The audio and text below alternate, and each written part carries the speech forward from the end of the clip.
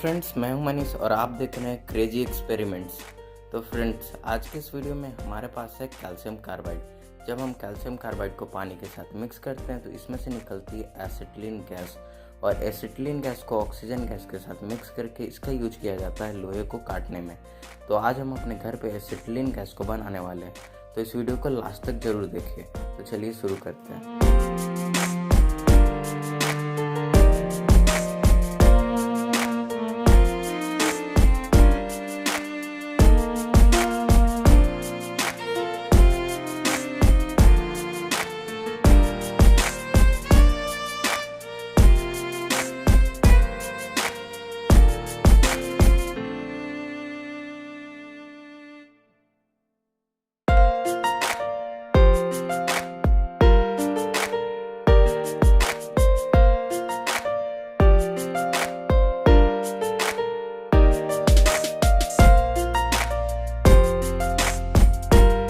A few moments later.